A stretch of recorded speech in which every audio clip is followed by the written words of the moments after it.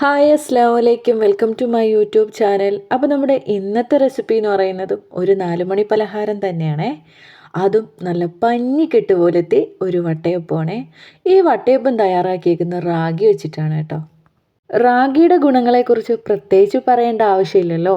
മുതിർന്നവർക്കും കുട്ടികൾക്കും ഒക്കെ ഒരുപോലെ ആരോഗ്യ ഗുണമുള്ള ഒന്നാണ് റാഗി.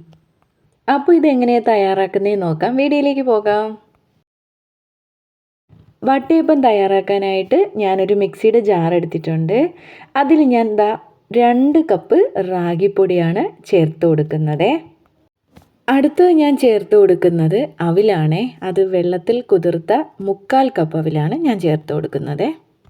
അടുത്തത് ചേർത്ത് കൊടുക്കുന്നത് ശർക്കരയാണേ. അതൊരു 1/2 കപ്പ് ശർക്കരയാണ് ഞാൻ ചേർത്ത് കൊടുക്കുന്നത് കേട്ടോ. മധുരത്തിനനുസരിച്ചിട്ട് കൂട്ടുകയും കുറയ്ക്കുകയും ഒക്കെ ചെയ്യാം കേട്ടോ. പിന്നെ ചേർത്ത് കൊടുക്കുന്നത് 1/4 കപ്പ് തേങ്ങയാണേ. ഇനി ചേർത്ത് കൊടുക്കുന്നത് 1 ടീസ്പൂൺ പഞ്ചസാരയാണേ. പഞ്ചസാര ഓപ്ഷനിലാണ്, വേണമെങ്കിൽ മാത്രം ചേർത്താൽ മതി കേട്ടോ. പിന്നെ ചേർത്ത് കൊടുത്തത് 1/4 ടീസ്പൂൺ ഈസ്റ്റാണ് കേട്ടോ. ഈ കപ്പിൽ 2 കപ്പ് വെള്ളമാണ് ഞാൻ ചേർക്കുന്നത്. ഈ ഒരു സ്പൂൺ വെച്ച് നമുക്ക് നല്ലതുപോലെ ഒന്ന് മിക്സ് ചെയ്ത് കൊടുക്കാമേ. അടിയിൽ എന്തെങ്കിലും കട്ട പിടിച്ചിട്ടുണ്ടെങ്കിൽ മാറിക്കിട്ടാനാണേ. ഇതൊന്ന് നല്ലതുപോലെ ഒന്ന് മിക്സിയിൽ അടിച്ചെടുക്കാം. നല്ലതുപോലെ ഒന്ന് മിക്സിയിൽ അടിച്ച് ആ ഒരു തരിതരിപ്പെല്ലാം മാറ്റി നല്ല സ്മൂത്തായിട്ട് എടുത്തിട്ടുണ്ട് കേട്ടോ. അപ്പോൾ അത് ഞാൻ ഈ പാത്രത്തിലോട്ട് മാറ്റുവാണേ.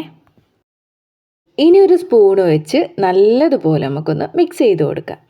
നമുക്ക് മാവൊന്ന് റെഡി ആവാൻ വേണ്ടി ഒരു 2 മണിക്കൂർ റെസ്റ്റ് ചെയ്യാൻ വെക്കാം. ഇപ്പോൾ 2 മണിക്കൂർ കഴിഞ്ഞ് നല്ലതുപോലെ റെഡിയായി വന്നിട്ടുണ്ട് കേട്ടോ.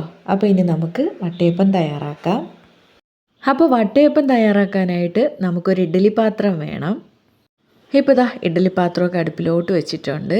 വെള്ളമൊക്കെ ഒന്ന് ചൂടായി. ഇനിയിപ്പം വട്ടയപ്പം തയ്യാറാക്കുന്നത് ഈ ഒരു പാത്രത്തിലാണേ. ഈ പാത്രത്തിൻ്റെ സൈഡിലും അകത്തുമൊക്കെ ആയിട്ട് നല്ലതുപോലെ നെയ്യ് തേച്ച് കൊടുത്തിട്ടുണ്ട് കേട്ടോ. ഇത് മസ്റ്റായിട്ട് ചെയ്യണേ.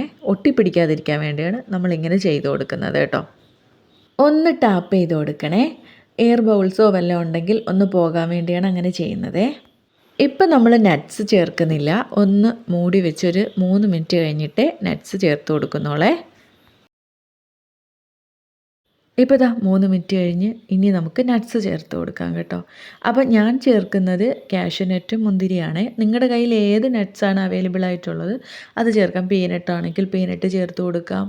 എങ്ങനെ വേണമെങ്കിലും ചെയ്യാം. പിന്നെ ഇത് നെയ്യിലിട്ടൊന്ന് വറുത്തിട്ട് ചേർക്കുന്നവർക്ക് അങ്ങനെയും ചേർക്കാം. ഇപ്പം ഞാൻ അങ്ങനെ ചേർക്കുന്നില്ല, ഡയറക്റ്റ് ഇങ്ങനെയാണങ്ങ് ചേർത്ത് കൊടുക്കുന്നത് കേട്ടോ. അപ്പോൾ ഞാൻ ഓരോന്നായിട്ട് വെച്ച് കൊടുക്കുവാണേ.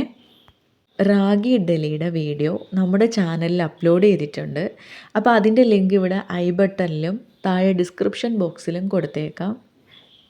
അതുപോലെ തന്നെ റാഗി അപ്പത്തിൻ്റെ വീഡിയോ നമ്മുടെ ചാനലിൽ അപ്ലോഡ് ചെയ്തിട്ടുണ്ട്. അതിൻ്റെ ലിങ്ക് ഇവിടെ ഐ ബട്ടണിലും താഴെ ഡിസ്ക്രിപ്ഷൻ ബോക്സിലും കൊടുക്കാം. എല്ലാവരും കയറി ഒന്ന് കണ്ട് സപ്പോർട്ട് ചെയ്യണേ. ഇനി നമുക്കിതൊന്ന് മൂടി വെച്ച് വേവിച്ചെടുക്കാം. 1 മണിക്കൂർ നമുക്കൊന്ന് കുക്ക് ചെയ്തെടുക്കാം.